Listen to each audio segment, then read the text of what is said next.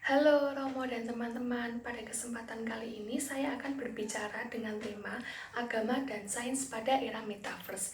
Apa sih itu era metaverse? Era metaverse adalah era di mana kita memasuki dunia baru, di mana masyarakat bisa menggunakan dunia virtual untuk kegiatan sehari-hari.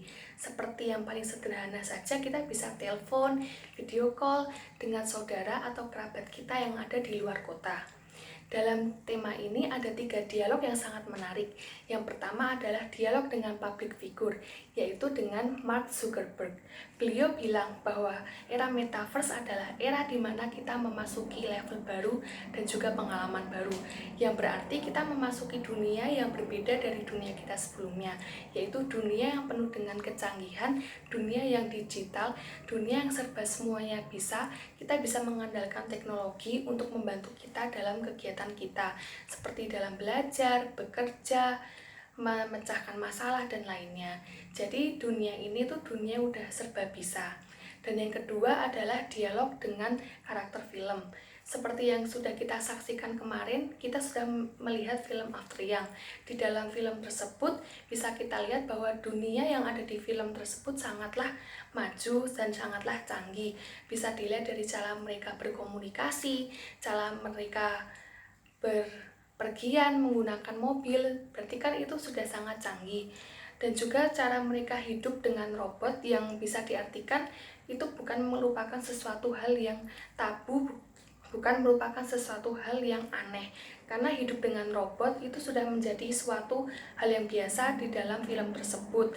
Mereka membeli robot lalu merawat mereka seperti anak mereka sendiri dan seperti keluarga mereka sendiri, seperti yang sudah dialami oleh After Yang itu, yang sendiri dia angkat oleh dan dibeli oleh Jack dan Kira untuk menemani Mika supaya Mika bisa belajar mengenai dunia Cinanya. Dia tahu dia itu robot, jadi dia ingin mengeksplorasi tentang dunia luar yang lebih luas agar pengetahuannya dia bertambah. Dan yang ketiga adalah dialog dengan figur lintas iman. Yang menurut saya paling menonjol yaitu adalah dialog dengan Paus Fransiskus. Beliau bilang bahwa iman itu yang mendorong kita untuk terbuka pada realitas. Yang intinya bahwa Paus Fransiskus ini bilang bahwa dunia ini seakan selalu berkembang setiap waktunya. Dunia ini tidak akan berhenti untuk berkembang, dan artinya kita sudah memasuki dunia baru, yaitu dunia yang penuh teknologi. Iman itu mendorong kita untuk kita tuh bisa terbuka sama dunia luar, dunia yang penuh dengan teknologi, dunia yang penuh dengan kecanggihan. Jadi kita nggak bisa gitu stuck cuman diem di sini dengan zona nyaman kita. Jadi kita harus bisa berkembang, bertumbuh untuk mengikuti perkembangan arus zaman, tetapi dengan hal yang positif. Kita bisa mengambil hal-hal yang positif dan kita harus bisa menyaring apa yang positif dan apa yang tidak positif dan tidak baik untuk diri kita. Dan hubungan kesimpulan antara agama dan sains menurut saya dalam beberapa tahun ini cukup erat ya, apalagi kemarin kita sempat mengalami masa pandemi yang cukup lama ya, sekitar 2-3 tahunan kurang lebih. Dan dengan adanya era digital, dengan adanya sains, kita bisa memanfaatkan itu untuk kegiatan kita beribadah, seperti kita bisa menggunakan YouTube, menggunakan Instagram, menggunakan WA untuk menyebarkan berita-berita tentang kegiatan di gereja.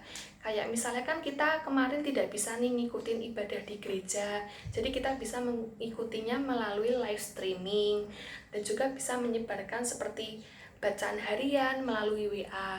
Jadi kita tidak perlu repot lagi harus bagaimana untuk menyebarkan, memeluaskan apa yang udah harus kita kerjakan, karena kita dibantu dengan digital juga sains yang semakin lama semakin bertumbuh.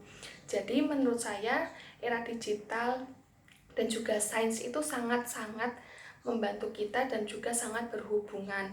Jadi kita sebagai manusia juga nggak bisa stuck, nggak bisa malas untuk belajar mengenai dunia luar. Jadi kita juga harus bisa terbuka. Sebagai orang yang beriman, kita juga harus bisa memilih mana yang terbaik untuk diri kita. Kita harus bisa mengolah apa yang menjadi kemampuan kita agar bisa digunakan sebaiknya di dalam dunia yang penuh teknologi ini. Jadi kita nggak bisa tiba-tiba semuanya pengen kita pelajari, tapi kita harus bisa mengolahnya satu persatu. Mungkin demikian yang bisa saya sampaikan. Jika ada salahnya, saya mohon maaf. Terima kasih.